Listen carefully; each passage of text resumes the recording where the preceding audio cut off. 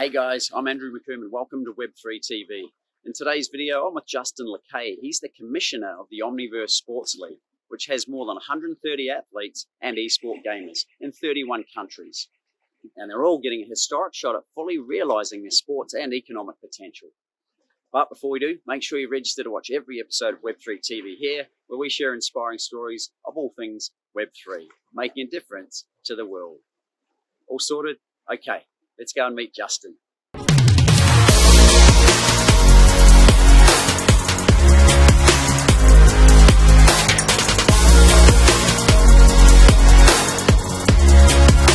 Justin, you're the commissioner of the Omniverse Sports League, which has more than 130 athletes and esport gamers in 31 countries, getting a historic shot at fully realizing their sports and economic potential.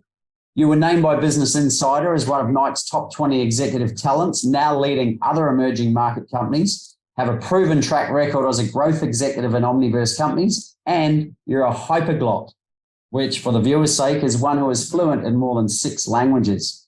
So, Justin, tell us, how did this incredible journey begin? But actually, before you do, can you say, hi, my name is Justin Lacche in 6 different languages for me, please?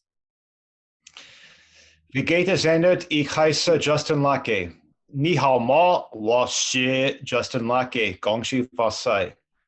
Konnichiwa, watashi wa Lacche Justin des. Hi. Saluti a benese vous Justin Michaelovich Lacche. Bonjour mon frère. Je m'appelle Justin Lacche. Buongiorno, mi chiamo Justin Lacche. And of course in fluent Australian, g'day mate, I'm Justin. G'day, Justin. What a legend, hey? So much to unpack there with the history of the man. Tell us, how did it all begin?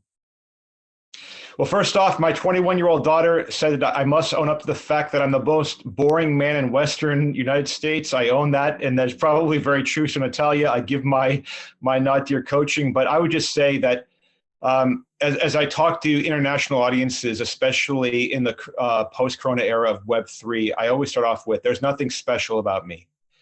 I come from a very poor family. I'm self-made. I'm very grateful to have amazing friends and mentors from around the world. And so the things that we're going to talk about today is not because there's anything special about me. At the same time, I'm unapologetically very serious about my craft, and I spend, every waking second, and even sometimes asleep, subliminally learning Web3 when I'm asleep. So I do outwork the competition. But today's really story is not about somebody who's born into anything. It's about whether you're from Tasmania, Sydney, Berlin, the United States, whether you have a great internet access or whether sometimes there's latency or you're anywhere in between.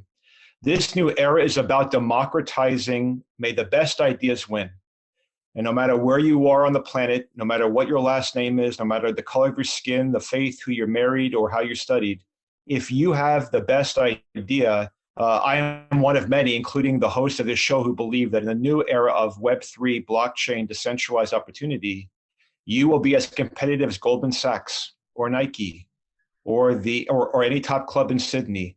And that's how it should be. So to me, that's most exciting. Is in other areas, you would talk about your life history and how great you are, which I'm not that great. But I think today it's about how do you operationalize excellence. And I think that is a human right that this decade will change everything. Sounds exciting, mate. Now, you mentioned you weren't very gifted or very special. I'd like to disagree, mate. I believe you're the highest scoring wicketkeeper in cricket in the US in history. But of course, as I'm saying that, there are probably 3,000 cricket women and men who are ready to challenge me to come down to prove that statement. So I would say by American standards, although I'm proud that in American cricket, and I guess in Australian standards, we will probably be a 2nd or 3rd division level compared to the excellence of Australian cricket. But I'm very proud that our league is truly diversified. Even in American professional cricket, it's common to have half of the athletes Asian. But I'm smart enough to know not to get too mouthy with Australians about cricket. So I'll just say I acknowledge the fact, but I also acknowledge that when I come down to visit, I'll be very quiet and just try to help my bowlers. Good man. Well, as I mentioned earlier off call, I'm an avid cricket coach here in Sydney. So if you want to send some tapes, mate, we might get you a gig down at one of the rep teams. All right, mate. I'm done. I'm on it. So enough about the cricket. How did you get into Web3? Tell us about that journey. I think it was twofold. Having come from a very poor family, but again, I don't want to sort of make it that I didn't have a great opportunity. I think that I live in a part of the world where if you work hard enough, you certainly have more opportunities than we would have had back in Italy. But I think that having come from a poor family, the mid 2000s, so around when the white paper for Satoshi's white paper came out for Bitcoin, it was a very natural thing for me because having come from a family where not only was I only the second one in my entire family to graduate college, I was the only second one to graduate high school. And so I was always very almost desperate to find democratized opportunities. And having grown up in the US in Redmond when Microsoft took off and having a lot of neighbors and mates that were Asian, there was a natural fluency that technology could be a great equalizer. But of course, that was the enterprise era where you had to buy licenses, have compact discs, fight over downloading, and it was just not practical and scalable. So the idea was very romantic to me of democratized ways of having blockchain across multi-nodes, no single point of failure. Then as I grew up in my career at Nike, where I began to really lead global teams, I found that working with global teams, there was a similar hunger across the world, that there was amazing innovation, and many of my teammates simply just didn't have the luxury of living in a country with a free market, or simply didn't live in a country where there was reliable hardware and software. So when that all came to head in COVID, and there will never be anything good that come out of the pandemic, that obviously changed and is greatly affected families more than we'll ever be able to do justice. But I think that because I serve I have government service out here, I was one of only 10 people allowed to remain at Nike on campus. So for a year and a half, I was alone in 5 buildings. And the thing that I learned virtualizing my teams was the importance of not only having Web3 and blockchain and innovations tied to blockchain-based technology, but that there was always a real world need to operationalize it in real world stores and real world offices, as you work at a factory, being able to have real world products move. And so I think that the mixture of digitizing experience, but realizing that this only works if you go down to a farmer's market in Sydney, and only if you can buy some local food in an altcoin. Until we had that point, we're not really there. That really has motivated me to continue to do my part to really see this decade through, where I believe in a world where it's not replacing currency, but as an option. And I believe that in our decade, we're going to see a major paradigm shift. And so that opportunity to do it while I'm still a relatively young man, although my daughter would say 48 and a half isn't very young, but I still feel very young. That's a very, almost a call to action that I can't ignore. Justin, tell me why on a deeper level is that so important to you? Like I find with interviewing all the Web3 experts, there's the business side of this, but there's the underlying driver that, something's irked them or something's really inspired them at a deeper level. What is it that really drives you in this space? Like and then what is the vision? Obviously Omniverse and the sports league is part of that, but bigger picture, tell us the deeper. What's the real driver? Yeah, and I know, mate, you feel the same way with all that you achieve in your businesses. Is I always believe that you can't sell or evangelize something without understanding the DNA of what you're selling. So when I first saw blockchain as a code versus older single point of failure enterprise code, it was Web3 to me was breathtaking. The elegance of it, how it was efficient, much more democratized, much more open. How having decentralized nodes actually empowered software. The DNA of Web3 I fell in love with, because I felt that finally there could be a true opportunity to build platforms and not just layer and scotch tape and hard code and poison pill. And then I don't need to tell anyone in Australia that anytime a country goes fast, at some point you just run out of ways to, in the old ways, keep old systems going. So I fell in love with the code first. And I think that because even to this day, I spend hours a day studying the progressive ways to code Web3, it's almost breathtaking that we see examples today of people. I'll give you a real world example. of the 31 countries we have athletes in the Omniverse Sports League, some of our athletes are in Ukraine. I don't need to tell you what's going on in Ukraine. The fact that we have athletes who on a solar panel, because there's no actual infrastructure, in a solar panel can go online and code blockchain code in production that they can then monetize with tokens. What other type of during wartime situation opportunities in human history has it ever been? So for me, that type of real world understanding, and then also having the smarts to know that I'm not the smartest person in the room. So having the trust in Web3 to say, this is what I know, it's in production, here's the code, go to GitHub, here's how I got the decision, and then get out of the way and let different types of thinking, different cultures, different ways of solving it, and then learning from other people and not trying to just impose my will. I think that that's both the most humbling and the most exciting part of it. And that's why I say, if you're a 9-year-old right now in Sydney, I am telling you that in a year and a half, you could be as competitive as Goldman Sachs or Nike. You have to earn it. It won't be magical, but there is no other time in the history of human history when anyone could actually be that competitive. And that's what I suggest is, don't be overwhelmed by the hype, do your homework, but those who do their homework will have the world at their fingertips. And that is something, to me, tremendously exciting. And obviously it's a huge part of what we're doing. To me, it's a freedom fighters movement. It's an opportunity movement. It's authenticity movement. It's anti-corruption. It's openness movement. So obviously that's part of the draw card for you as well. Absolutely. And one of the many use cases, because you and I and others always like to make it tangible. We have a sports narrative. Another thing that we do in the Omniverse Sports League is we honor cultures. So in the United States, we have our native people, as in Australia, you have your Aboriginal cultures.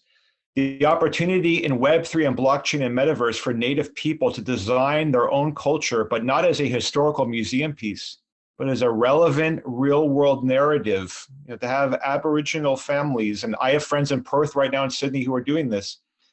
It's not just about recreating the history, but it's making it a part of the dynamic future of Australia, as we do in the United States with native people, the dynamic future of the United States.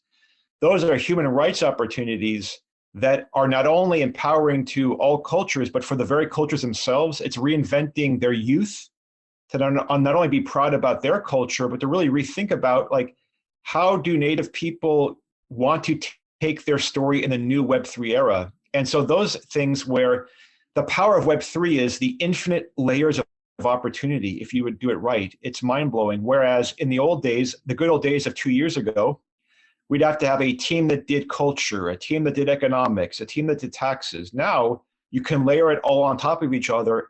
And under the decentralized movement, it's not about me, it's about we. And to me, that unlocks the human potential. So inspiring, mate. Again, it's another thing we're all about is human potential, right? And limitless possibilities. So full credit to you. And obviously you've got a deep passion for Web3, but you've got a deep passion for sport. So tell us, how did the Omniverse Sports League come about? And then obviously we'll talk about how it's benefiting the athletes and the sports and the esports, e-gaming stuff as well.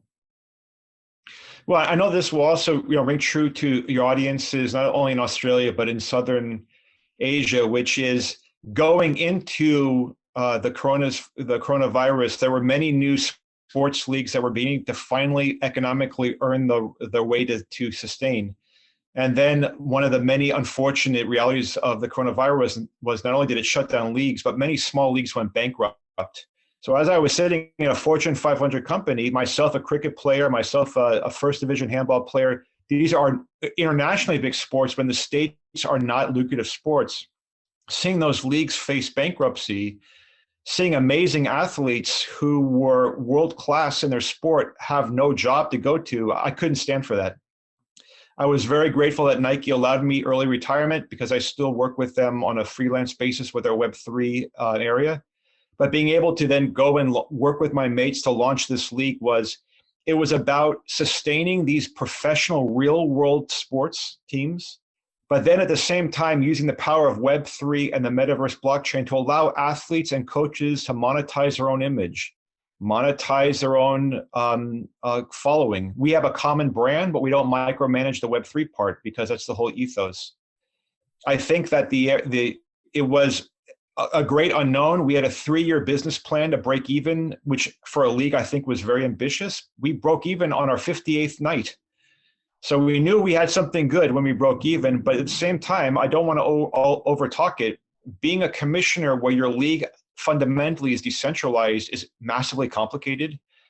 It's something that I'm always smarter the end of the week than I was at the starting. But I think fundamentally, and to give just people a quick sense of it, our league, think of it as your college athletic program. Our 6 teams don't compete against each other.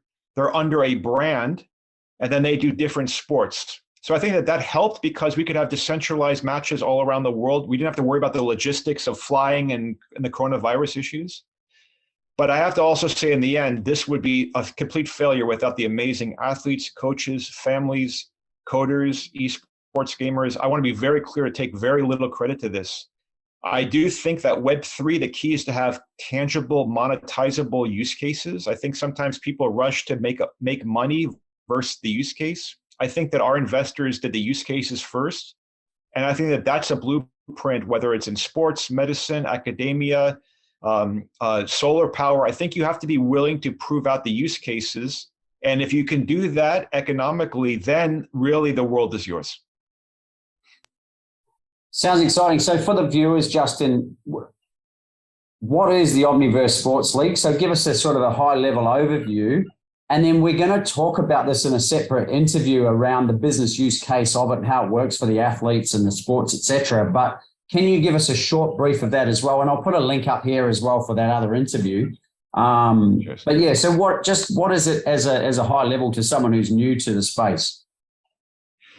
The Omniverse Sports League has 6 professional sports teams that can currently compete in Web3 metaverse esports. So specifically, we have teams that play cricket, handball, beach soccer, volleyball, like sports in the United States that may not be as big, but they are internationally sanctioned, and all of our teams are professionally sanctioned. The reason why we picked that was in America, if you picked minor league sports that were very popular internationally, but not as hard to get into, there was a very low entrance barrier.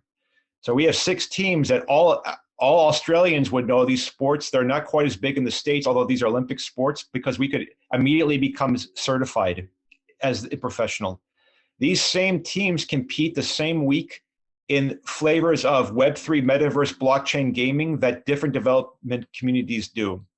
Meaning we don't have every athlete who's not a gamer, but I would say 30% of our athletes also participate in the esports gaming the same week. The other 70% are gamers, but they're tied to the athletes. So we try to make it be as intertangled as possible as an omniverse, meaning it's real world, real people, but also the metaverse blockchain side of it. And I don't want to overtalk it. The graphics for the blockchain, as many of your young gamers know, is not as amazing as some of the established ones, but what we have is protection of information and metadata and tokenization.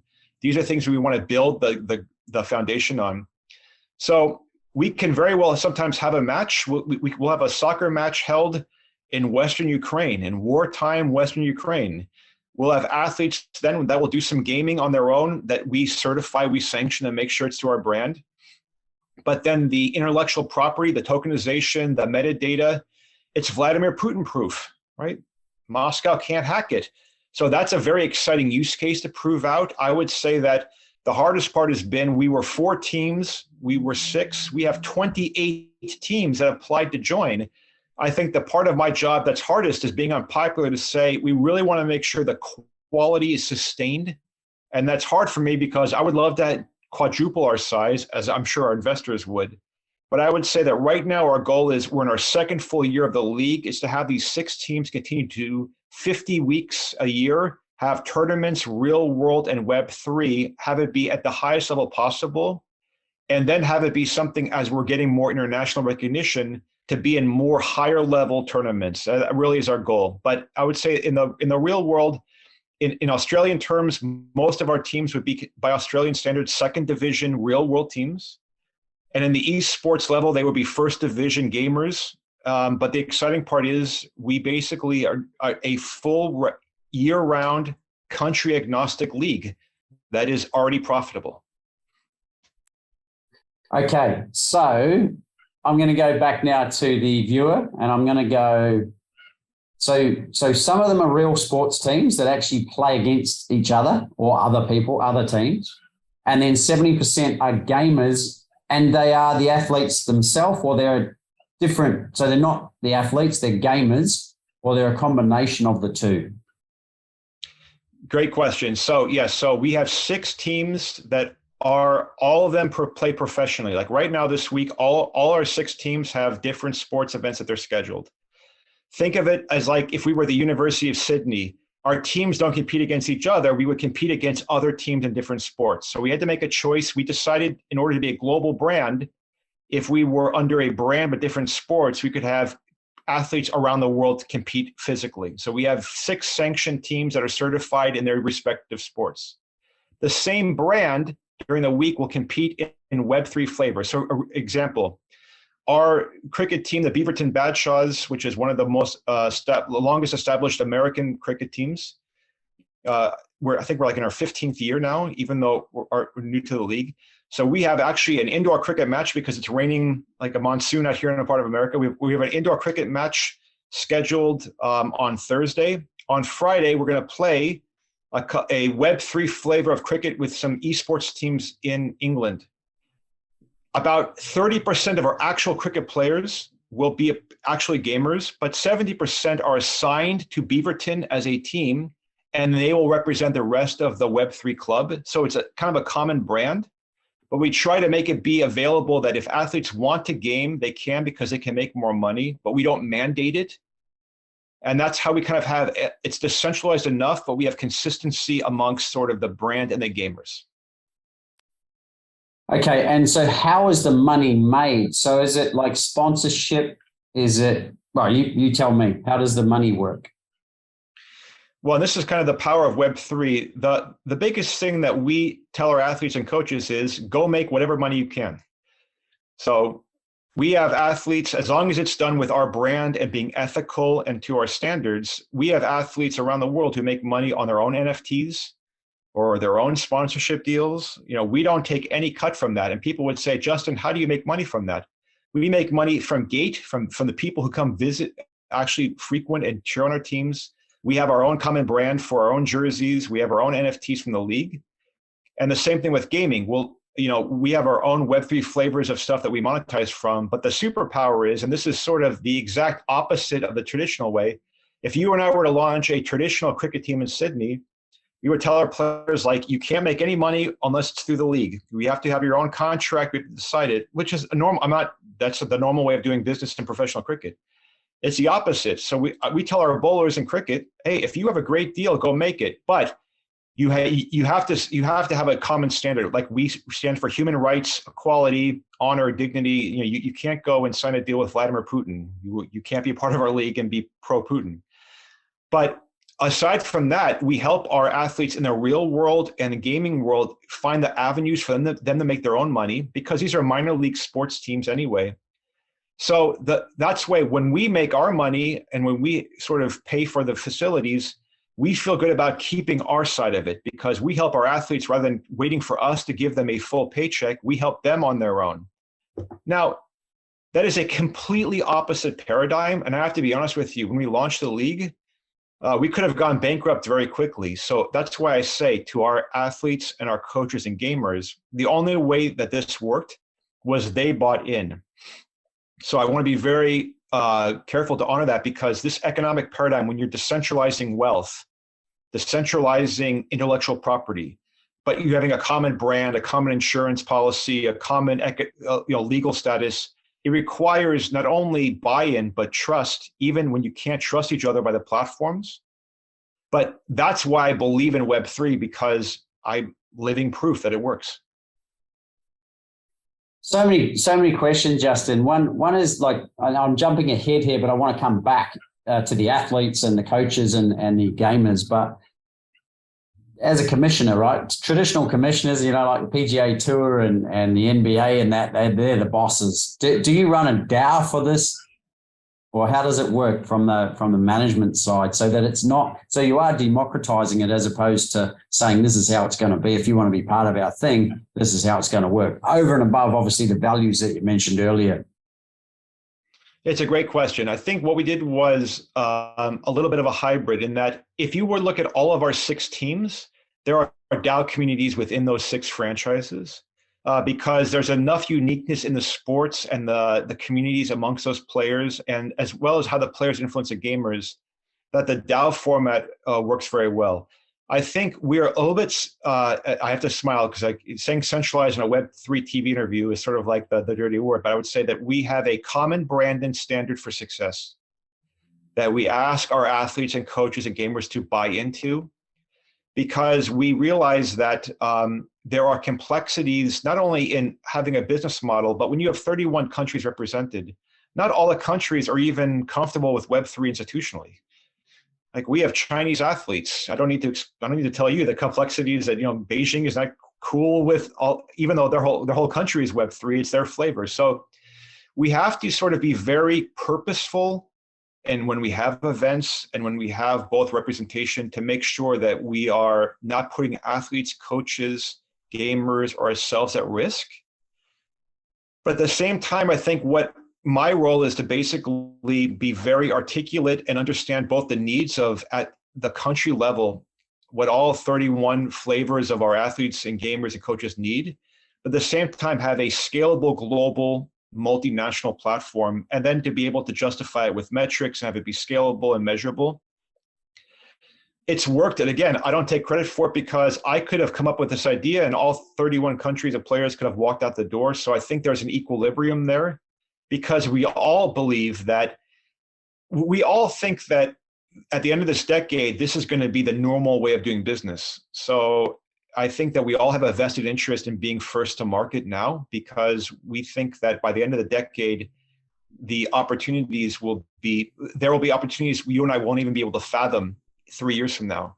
But that type of trust and equilibrium, both from a business side and from a DAO to sort of centralized business, has been our superpower so far. Fantastic. And it reminds me, when I'm from New Zealand originally, I came to Australia to play beach volleyball and go to the Olympics in 2000. And we used to come over and train for probably 3 or 4 years prior. And where I live in Manly, in Sydney, they have a league. It was called the MBVA. It still exists today, but the AVP, they were associated with the AVP in America, right? But the FIVB runs all of the world volleyball and beach volleyball. And the FIVB were trying to tell us, if you play on this MBVA tournament that's sanctioned by the AVP, you can't play on any FIVB events, right? And here I am just trying to play volleyball because I love the sport, and B, you win prize money and it helps to live. So for the viewers' sake, if we were to use that example, and because I wanted to talk about how the athletes, how the gamers, and how the coaches, how it evolves, right? If we use that example and we said, how could the Omniverse Sports League help that situation? Put it. Yeah, I think yes. And I think I love your example. Let's both use your example, and also equally for those that watch on the show that follow golf, the PGA and the LIV are having the same situation right now. So I think how we help is this. Our job is not to tell athletes no or to close doors. Our job is to open doors. We have a common brand of excellence because we want to be able to have integrity. But I think that in the examples that you just shared, which by the way, I was very familiar with, both because beach volleyball in this part of America is professionally very supported. Those were leagues that basically micromanage, that force the athlete, she or he had to make the tough call. We're the opposite. What we say is you have to show up as a good human being. You can't hurt people. You can't steal, rob. You can't defame the sport. But other than that, you go make your money, and more power to you. And the first pint is on us. I think that's a very different paradigm from even what you shared, and even in PGA, where they are forcing in golfers, the top 100 having to pick a side, get a divorce from one or the other. And the same thing with pro beach volleyball. You have amazing athletes like yourself. And the great irony for beach volleyball and golf is you really should be trying to triple the viewership and triple the young people playing. And yet the top athletes are forced to actually decide between, can my loved ones have dinner tonight on a credit card or a paycheck, which is to me barbaric. So I think how we can help is to say decentralized economics and technology, it's not just about different coding, it's having the commissioners and leaders like yourself have the courage to say, we are going to actually share the wealth by not even knowing where the wealth is going. Now, for most people on Wall Street, you would be unemployed saying that statement. But I think that in Web3, if you can back it up by quality and by having a venue where people, our whole thing is this: if we treat our athletes right, they're going to choose to come back. If our athletes can make a good living and have a chance to grow in intellectual property, they're going to come back. And if they want to go to another league also, we have to be mature enough to say, we're going to have to learn to share. That is very scary if you are in the Sydney Exchange or the New York Stock Exchange or in Stockholm or in Zurich to say that thing. But the reality is the world has already changed, just like when there was a moment when servers connected on a thing called an internet, the planet changed. So we decided to be on the part of progress, but we have to understand that in this era, we don't get to micromanage the hard decisions. It is an ongoing negotiation with our very athletes. Still, it is mind-boggling. So I think you're probably smarter than you give yourself credit of how you've made this work within 58 days of initiation. So for the viewers, again, how did that happen so quick? Because my thoughts are second division professional teams don't get a lot of sponsorship, don't get a lot of viewership, and don't make a lot of money. So, but obviously if they're professional, they need to be able to live, right? So how did that process evolve so quickly within 58 days so that it was financial? As much as I wish to say I was an amazing commissioner, it didn't hurt coming from one of the largest sports organizations in the history of the world. That didn't, I'm not going to lie to you, that didn't, having those lifetime of connections didn't hurt. But what I would say on a more serious note to honor our coaches and athletes and gamers is, I think that going into this, it was not about creating wealth, it was about reducing friction points. That we felt that the problem statement with minor league sports, which is an American term for second division teams, was not that, it was not about signing the mega TV deal. It was how do we have 1/10 the cost without actually shortchanging the athlete or putting the venues at risk? And actually what we found, and the same way, by the way, when I code something on blockchain, it's not about making it on top of something, it's about reducing friction points. It actually was very easy. The other thing that I don't want to take credit for was, an unfortunate reality of the pandemic was there were a bunch of stadiums with no one there. So we had people very eager, both in outdoor venues and stadiums. So I make no bones about the fact that our business was born out of a pandemic, but at the same time, we could have easily gone bankrupt last year. We continue to grow because I think we create wealth through the decentralized way of, if we have a common brand that maximizes visibility, our intellectual property are our stats, our trophies, our tournaments, our players, our stories, our logos. And it is almost stunning about how much money you can make if you just are able to be a little bit open with working with copyright options and patents and NFTs. So I think that we are about finding all the wealth that other people were ignoring, not trying to create it. And in that respect, we were able to stay in our swim lane. But again, it would have been very easy for any athletes or coaches or gamers to say, like, look, unless you triple what we make, we walk. So I have to be very honored to the fact that there was an equilibrium of people bought into this that was and remains critical. It's interesting, just looking at my beach volleyball history and the struggles that the association had to make money, to even get prize money for people, viewership, obviously expenses too. The council charges ridiculous amounts to use the beach for a tournament when it's bringing tourism and economy to the region, but they don't care, right? And it was interesting you mentioned about the stadiums during COVID, probably wanted people in there, so you got it at a bargain price. But if we were to use the Beach Volleyball Association, and I'm not just talking the local one, I'm talking the global one and or the Australian one, as a case study, what advice based on Omniverse Sports League would you have for them as to way of maybe making it even more sustainable as a sport? Do it exactly opposite. So it'll be very scary, but you as the head of beach volleyball, the first thing you should do is, how can I make not the lowest level, but how can I make the least talented professional? How could she or he make the most amount of money? That you should start with that as your first common thing. Like, how is someone who just fought all the way of his career just to get on the roster? How can he have a living wage? And you start from there. Meaning, in the power of Web3 it's about how do we tell the story and how do we empower athletes to monetize their own image, their own story, their own training. How do we think outside the box for how they can have their story be told in ways that have never been done before in sports? So in this example, you would start with the athlete, like, what is his hometown? How can they be sponsored there? How can they tell their story in the part of Tasmania that they came from? And if you start to really care about how you can then monetize it from that scalable side, you can then build a blueprint on the technology side, which is there are all new ways with NFTs and with metadata and with ways to connect with athletes. And even those athletes could do coaching clinics and have the same common brand. Then you can roll them into a larger team brand and a sports brand and a league brand. It's counterintuitive, because if I were in today's model, if you and I were just getting out of business school, it would be like, look, we need to raise $30 million. That means we're going to have bare bones payments. Try to just have it be that we're going to have a TV deal at 3 a.m, which is a normal old way of doing business from the good old days of 2 years ago when dinosaurs roamed the world.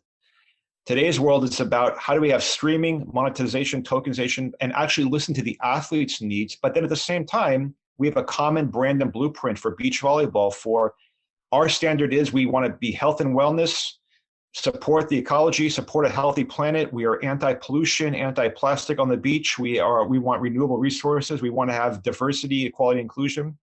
And you as an athlete have to do these 15 steps, which, by the way, are very hard, but then help us how you make money. What you will find is you'll have athletes willing, begging to be in your league, even if the money is a little bit harder to get because they believe in you, versus them having 5 jobs and basically having to quit, which, by the way, I'm not being self-righteous, has been something that in my entire career as a second division athlete I've had to face. But in the beach volleyball or in golf or in American cricket, until you empower the person who's fighting just to be on, you're not truly embracing the decentralized economic paradigm. It's profound. Like, I remember my journey around it, because I was an entrepreneur, I always had to fund myself, right? I didn't want to rely on the association for 2 reasons. One, I didn't want to be told what to do. And right. B, I knew what to do. And I don't think they did, right? They just allocate government funding. And the weird model is, unless you make the top 10 in the world, you don't get funding anyway. And that applies to coaches and that as well. And to me, that's a flawed model, right? So how do you get to top 10 in the world when you need to train? But in order to train, you need to not work. Do you know what I mean? You got to put time in. So I had to look at it differently. But what I also noticed is a lot of athletes don't think like that, right? They're just kind of like robots who just do what they're told, get a little bit of money, and then hope to be able to play and hope to get selected for that team, right? So you mentioned your 15-step model there. My thoughts would be, what sort of resistance do you get from the athletes who say, I just want to play beach volleyball, or I just want to play cricket or whatever. I don't want to have to do these 15 steps, because a lot of them aren't that way inclined. They're just athletes. What advice do you have to them to say, well, actually, if you don't do that, maybe you're never actually going to get to do what you want to do properly? That's a great fundamental question. And I think that is where you have to always go in as commissioner being humble, which is, it's not my job for everyone to believe in our business model. And it's not my job to tell a young person or a veteran to not be happy with having 3 jobs. I came from a family that, my family had to make my clothes to go to school. And like we had to, we again, I'm not being self-righteous. I feel very grateful to having health and a great family. So I'm very comfortable with the model. But my point was, it wasn't like when COVID happened, I just invented this. There were hundreds or thousands of people that were out of a job. So it's not like I didn't invent this use case. So what I try to say is, we are an open tent, right? We want people, we're comfortable with athletes or coaches telling us no. We do have standards to be a part of our league, but if that's not right for the person today and it's right next week, great, come back. We can't water down our game because we have, it's not just about our model, but there are a lot of people that want us to fail. There are a lot of traditionalists that don't want this to work, and we're very aware of that. So we have to kind of show up strong. But at the same time, what I would just say fundamentally is that if you talk to most people and say, look, you can honor your culture, your language, your heritage, your beliefs, and you can play your sport and here are ways to make money. But by the way, be a good human being. I haven't had many athletes walk out of that deal yet. Yeah, well, what I'm really hearing is you're saying, well, you're saying it humbly, is it's a paradigm shift. So they've got to think differently. They've got to think outside the box. But they've really, like you said, when you're growing up, when you don't have something, you need to be resourceful, right? So you're saying in order for us to have something, we've got to think differently, but we're going to need to do it in a different way with more or different or paradigm shifting style resources that we come up with, which is what the Omniverse Sports League appears to be. So therefore, if you want to be part of it and you want to have this longevity in the sport, then maybe it might be worth looking at. Would that be a fair assumption? It is. And I think also and this is what is one of the greatest responsibilities of myself and the leadership team of the league is we do so many what we call road shows of showing our athletes what blockchain code looks like and showing our gamers how to play sports.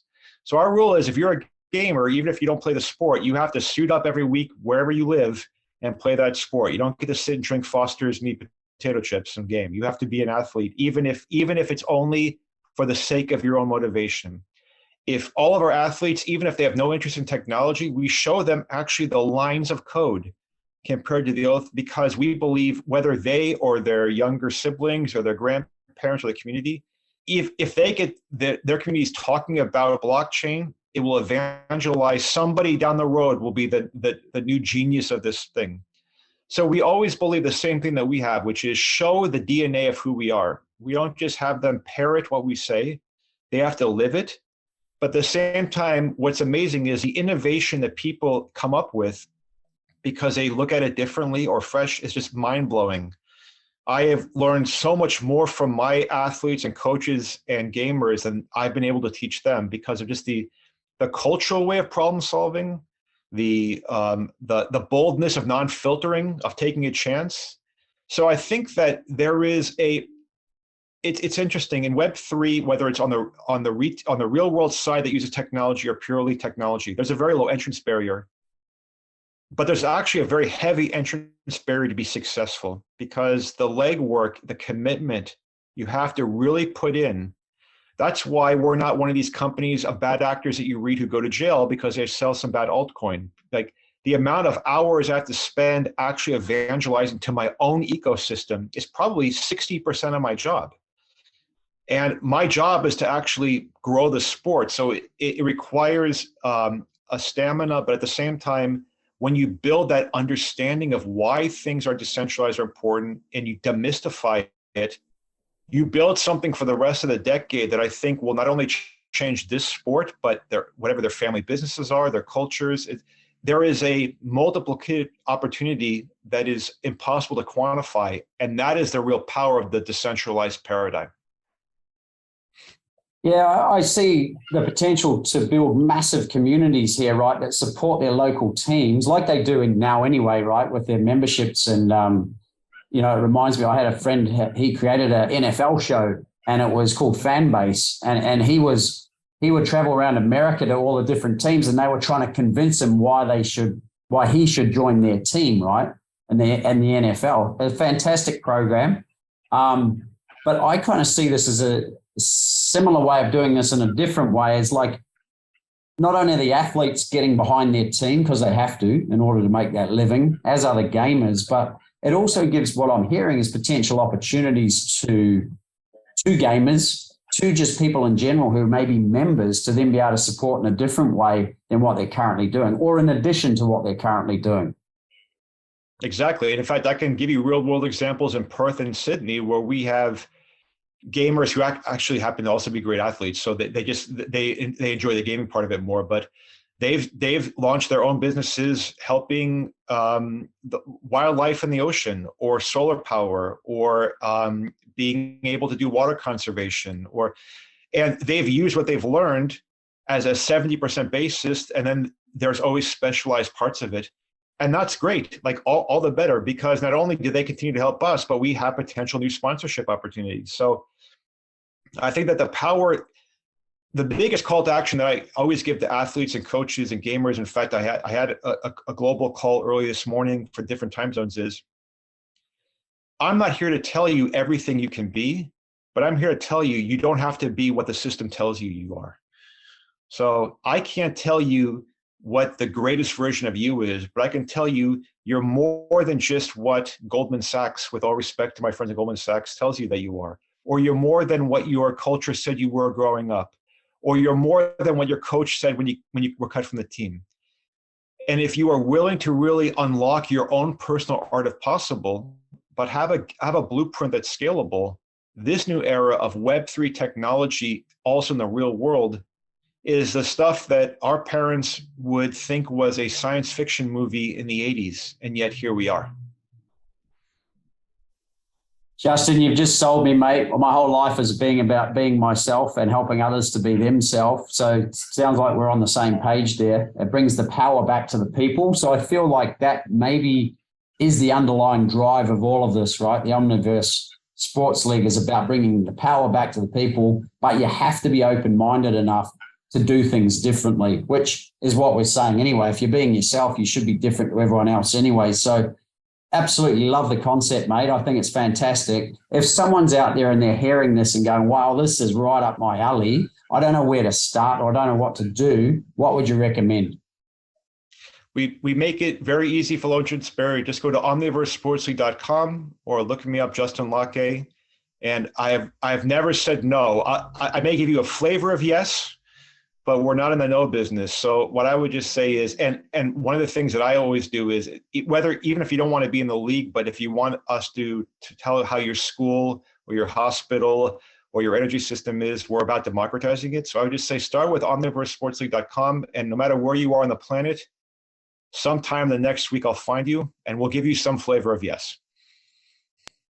That's exciting, mate. And what I'm hearing too is when you do engage with you will be helped to look at things differently. And as you mentioned earlier, you might be an athlete or a gamer, but you may take those learnings and from that create your own water conservation business or whatever as well, to help support the process as well, based on the learnings you get around blockchain and NFTs and how to democratize and monetize yourself.